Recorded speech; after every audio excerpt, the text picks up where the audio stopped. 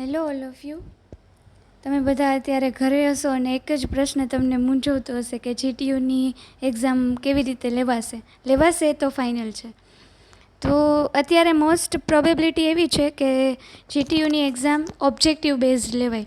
તો objective based exam લેવાશે તો તમે અત્યાર સુધી પ્રિપેરેશન કેવી કરી હશે? તો કે ડિસ્ક્રિપ્ટિવ, કે 2 માર્ક્સનું ક્વેશ્ચન પૂછાશે, 3 માર્ક્સના ક્વેશ્ચન પૂછાશે, 4 માર્ક્સના ક્વેશ્ચન પૂછાશે અને 7 માર્ક્સનું ક્વેશ્ચન પૂછાશે. પણ હવે એ જ વસ્તુ તમારી પાસે કન્ટેન્ટ છે, મટીરિયલ છે, પણ એ જ વસ્તુને તમારે અલગ રીતે હવે સમજવાનું છે. તો આપણી પાસે, તમારા બધા પાસે અત્યારે જે આ આઈએમપી મટીરિયલ મૂક્યું હતું .NETનું એ અવેલેબલ જ હશે. તો સપોઝ યુનિટ 1ની વાત કરીએ તો યુનિટ 1માં આપણે જોયું હતું કે .NET ફ્રેમવર્કનું આર્કિટેક્ચર હતું, એના દરેક કમ્પોનેન્ટ છે તો એનું ડિસ્ક્રિપ્શન આપેલું હતું. એ પછી વેરિયેબલ કેવી રીતે ડિક્લેર કરવા VB.NETમાં, ઓપરેટર કેવી રીતે યુઝ થાય છે, એરે શું છે, એ દરેક વસ્તુને આપણે જોયું હતું. હવે એ જ વસ્તુ તમારે એમ વિચારવાનું છે કે આમાંથી કયો ઓબ્જેક્ટિવ નીકળી શકે. સપોઝ હું વાંચું છું વોટ ઇઝ JIT, તો JIT શું છે તો કે એનું ફૂલ ફોર્મ શું થાય તો કે જસ્ટ ઇન ટાઈમ કમ્પાઇલર.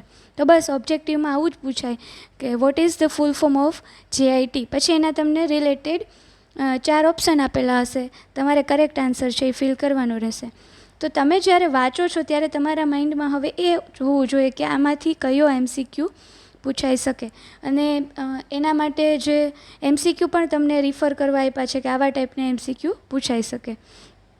પણ હું તમને એ સમજાવવા માગું છું કે તમે જ્યારે બુકમાંથી અથવા તો આ મટીરિયલમાંથી થિયરી વાંચો ત્યારે હવે તમારા માઇન્ડમાં છે એ ઓબ્જેક્ટિવ છે એ હોવા જોઈએ.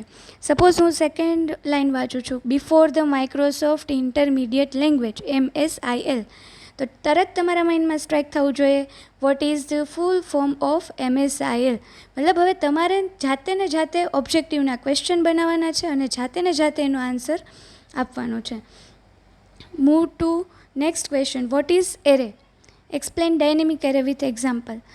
તો તમને એવું પૂછાઈ શકે કે ડાયનેમિક એરેની સિન્ટેક્સ અથવા તો ડાયનેમિક એરેની સિન્ટેક્સમાં જે રીડીમ કીવર્ડનો યુઝ થયો છે, બરાબર? તો ડાયનેમિક એરેને ડિક્લેર કરવા માટે VB.NETમાં કયો કીવર્ડનો યુઝ થાય છે? અથવા તો જ્યાં પ્રોગ્રામ આવતો હોય, સપોઝ અહીંયા એક્ઝામ્પલ આપેલું છે તો તમને એક એક્ઝામ્પલ આપે અને નીચે આઉટપુટના 4 ઓપ્શન અવેલેબલ હોય અને પછી પૂછે કે આનું આઉટપુટ શું હોઈ શકે. લૂપિંગ સ્ટેટમેન્ટ છે તો for next, for each next. તો આ કેવા ટાઈપનું લૂપ છે? એન્ટ્રી કંટ્રોલ લૂપ છે, એક્ઝિટ કંટ્રોલ લૂપ છે, બરાબર? તો સપોઝ જોઈએ કે ફોર નેક્સ્ટ લૂપ કેવું છે તો કે એન્ટ્રી કંટ્રોલ લૂપ છે.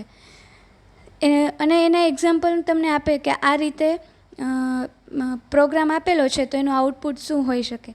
મતલબ કે એક છે એ સિન્ટેક્સ રિલેટેડ ક્વેશ્ચન હોઈ શકે અને બીજો ક્વેશ્ચન તો કે એ પ્રોગ્રામ છે અને પ્રોગ્રામનું આઉટપુટ શું હોઈ શકે. તો આ જે લૂપિંગ સ્ટેટમેન્ટ છે, પછી કંટ્રોલ સ્ટેટમેન્ટ એટલે કે ઇફ એલ્સ સ્ટેટમેન્ટ છે, સ્વિચ સ્ટેટમેન્ટ છે, એ બધા ટાઈપમાં 2 ટાઈપના ઓબ્જેક્ટિવ બની શકે છે.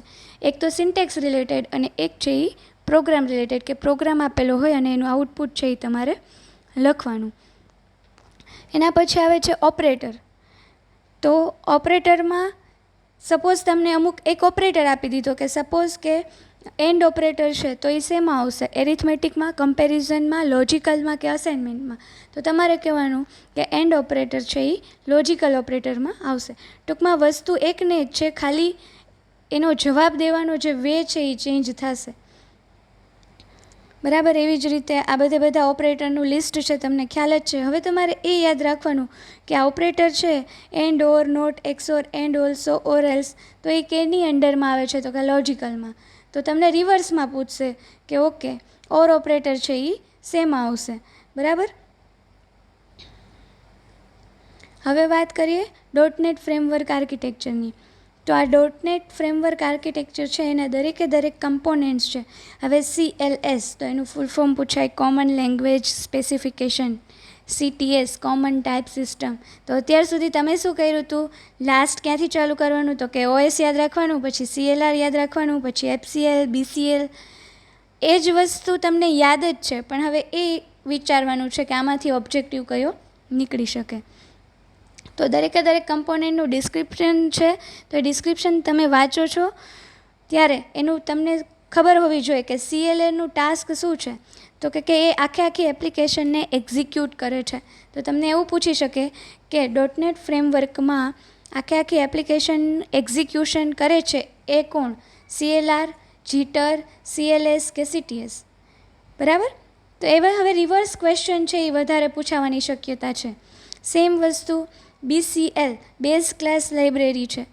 તો બેઝ ક્લાસ લાઇબ્રેરીનું ટાસ્ક શું છે? તો તમને 4 ઓપ્શન આપેલા હોય, તો એમાંથી કરેક્ટ ઓપ્શન શું હશે? તો કે આખા જે રીયુઝેબલ ક્લાસીસ છે, ઇન્ટરફેસ છે, વેલ્યુ ટેબ્સ છે, એ બધાનું કલેક્શન છે એમાં હશે.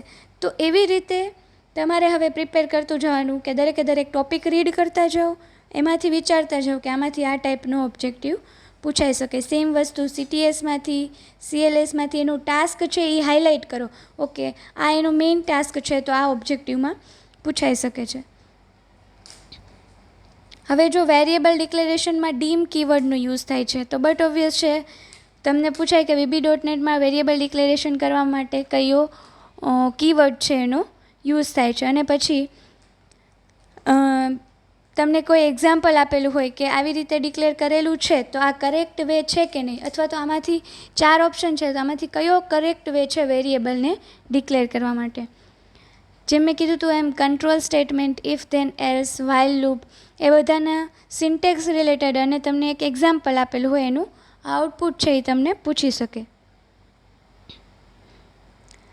ઓકે, હવે નેક્સ્ટ મેથડ, પ્રોપર્ટીઝ અને ઇવેન્ટ.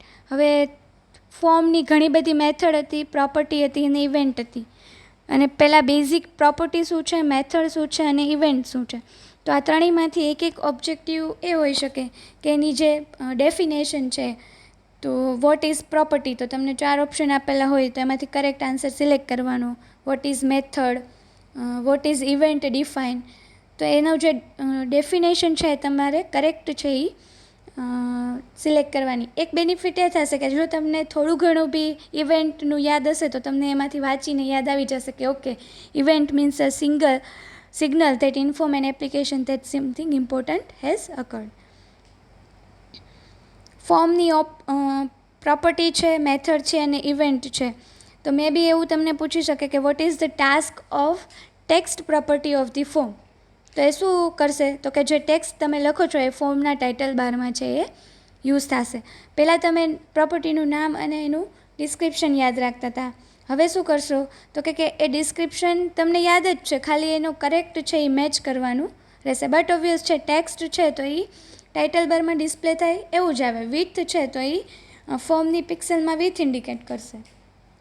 સેમ મેથડમાં જ કે તમે એક્ટિવેટ MDI ચાઇલ્ડ મેથડનો યુઝ કરો છો, તો એનાથી શું થશે? એનું તો એ શેના માટે યુઝ થશે? તો કે activate the MDI child of a form. અને સેમ એવી જ રીતે ઇવેન્ટનો ક્વેશ્ચન પણ નીકળી શકે છે. હવે ડિફરન્સ છે procedure oriented programming language, object oriented programming language અને ઇવેન્ટ ડ્રિવન પ્રોગ્રામિંગ લેંગ્વેજ. તો ફર્સ્ટ ઓફ ઓલ એના કન્સેપ્ટ શું છે?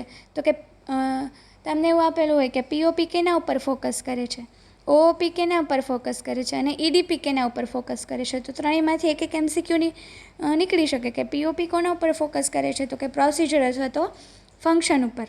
OOP તો કે ડેટા ઉપર ફોકસ કરે છે, પ્રોસિજર ઉપર નહીં. અને EDP છે એ ઇવેન્ટ ઉપર ફોકસ કરે છે.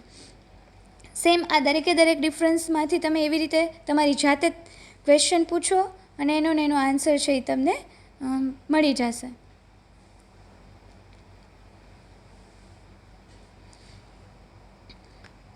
એના પછી એવા કંટ્રોલ, વેરિયસ કંટ્રોલ, ઘણા બધા કંટ્રોલ છે એ VB.NETમાં યુઝ થાય છે. Checkbox control, radio button control અહીંયા પૂછ્યું છે. તો હવે એક વસ્તુ કે ચેકબોક્સ કંટ્રોલનો યુઝ શેના માટે થાય એ બીજા બધા કરતાં કેવી રીતે અલગ પડે? Second question. થર્ડ ક્વેશ્ચન, એની કી પ્રોપર્ટી કઈ છે? તો ગમે તે કંટ્રોલ લઈ લો, એ દરેકે દરેક કંટ્રોલનો યુઝ શેના માટે થાય છે? સેકન્ડ થિંગ કે એ બધાથી અલગ કેવી રીતે પડે છે? મતલબ કે ચેકબોક્સ છે, રેડિયો બટન છે, તો બેમાં ડિફરન્સ શું છે? બરાબર. અને થર્ડ થિંગ એ બધાની કી પ્રોપર્ટી.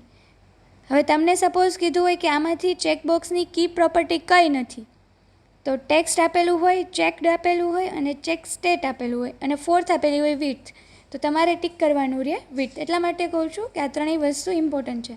અને ફોર્થ ક્વેશ્ચન એવી રીતે નીકળી શકે કે તમને એક્ઝામ્પલ આપેલું હોય, તમારે એનું પ્રોગ્રામ આપેલો હોય, તમારે એનું આઉટપુટ છે એ કરેક્ટ આઉટપુટ છે એ સિલેક્ટ કરવાનું રહે. તો મેં જેમ કીધું એમ ઘણા બધા કંટ્રોલ છે VB.NETમાં. તો એ બધા કંટ્રોલ માટે આ 4 ટાઈપના ક્વેશ્ચન છે એ પૂછાઈ શકે. સેમ એવી રીતે રેડિયો બટન માટે પણ. અને એનો પ્રોગ્રામ આપેલો હોય તો એનું આઉટપુટ શું આવે. હવે એના પછી છે ઇનપુટ બોક્સ અને મેસેજ બોક્સ. બરાબર. તો આ કંટ્રોલ જ છે એક ટાઈપના. તો એમાં પણ સેમ કે ઇનપુટ બોક્સનો યુઝ તમે શેના માટે કરો છો, એનો યુઝ કરો છો તો એમાં કઈ પ્રોપર્ટી, કયું ઇનપુટ આપો છો, એના રિલેટેડ ક્વેશ્ચન પૂછાય. પ્લસ કે તમને એની આર્ગ્યુમેન્ટ કે પ્રોમ્પ્ટ આર્ગ્યુમેન્ટનો યુઝ શેના માટે થાય છે, ટાઇટલ આર્ગ્યુમેન્ટનો યુઝ શેના માટે થાય છે, એક્સ પોઝિશન અને વાય પોઝિશનનો યુઝ શેના માટે થાય છે, અને પ્રોગ્રામ આપે છે તમને, તો આ પ્રોગ્રામનું આઉટપુટ શું હોઈ શકે. તો સેમ ઇનપુટ બોક્સ અને મેસેજ બોક્સ માટે પણ એવા ટાઈપના MCQ છે એ પૂછાઈ શકે. Again button and text box control છે તો મેં કીધું હતું એમ દરેક કંટ્રોલ માટે 4 ક્વેશ્ચન છે એ મિનિમમ છે એ પૂછાઈ શકે. Difference between radio button and checkbox control. તો જેમ એમ કીધું એમ કે દરેક કંટ્રોલ છે એ બીજાથી કેવી રીતે અલગ પડે છે એના રિલેટેડ ક્વેશ્ચન આન્સર છે એ પૂછાઈ શકે છે. મેનુ અને કન્ટેક્સ્ટ મેનુ છે એના સ્ટેપ્સ આપેલા છે, બટ ઓબ્વિયસ છે સ્ટેપ્સ તો ના પૂછાય, પણ તમે દરેક સ્ટેપ્સ વાંચો છો તો એમાંથી કયા ટાઈપના ક્વેશ્ચન પૂછાઈ શકે. સપોઝ લખ્યું છે કે ડ્રેગ એન્ડ મેનુ છે એનો યુઝ કેના માટે થાય, કન્ટેક્સ્ટ મેનુ છે એનો યુઝ શેના માટે થાય, તો એવા ટાઈપના MCQ આમાંથી નીકળી શકે.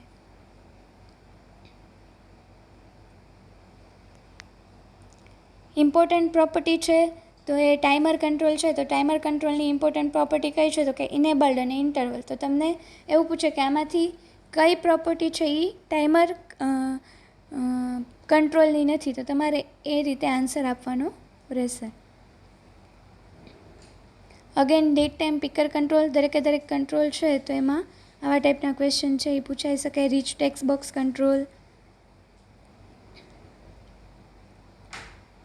ઓકે, તો ફર્સ્ટ યુનિટમાં મેં જેમ કીધું એમ કે .NET ફ્રેમવર્ક છે, પછી એના પછી એ કમ્પોનન્ટનું ડિસ્ક્રિપ્શન, વેરિયેબલને ડિક્લેર કેવી રીતે કરવા, ઓપરેટર કેવી રીતે યુઝ કરવો, ડાયનેમિક એરે છે, મલ્ટી ડાયમેન્શનલ એરે છે, તો એરે છે એ બધામાંથી કેવી રીતે ક્વેશ્ચન પૂછાઈ શકે. સેકન્ડ યુનિટ છે એ બેઝિક કંટ્રોલ છે. એ બેઝિક કંટ્રોલનો માંથી 4 ટાઈપના ક્વેશ્ચન નીકળે. ફોર્મની ઇવેન્ટ, પ્રોપર્ટી અને મેથડ છે. એ સિવાય થર્ડ યુનિટમાં વધારે કંટ્રોલ જે એક્સ્ટ્રા કંટ્રોલ હતા, રીચ ટેક્સ્ટ બોક્સ કંટ્રોલ છે, ટાઈમર કંટ્રોલ છે, એવા બધા કંટ્રોલ આપેલા છે. તો એ સેમ કંટ્રોલમાંથી છે એ 4 ટાઈપના આવી રીતે ક્વેશ્ચન નીકળી શકે એમ છે. તો હવે તમે જ્યારે યુનિટ નંબર 1, 2 અને 3 રિફર કરો ત્યારે આટલી વસ્તુ તમારા માઇન્ડમાં હશે તો તમને ઓટોમેટિકલી માઇન્ડમાં આવશે કે આમાંથી આવા ટાઈપના ઓબ્જેક્ટિવ ક્વેશ્ચન છે એ નીકળી શકે છે. યુનિટ 4 અને યુનિટ 5 માટેના ક્વેશ્ચન આન્સર છે કેવા ટાઈપના હશે એ આપણે નેક્સ્ટ વિડીયો લેક્ચરમાં જોઈશું.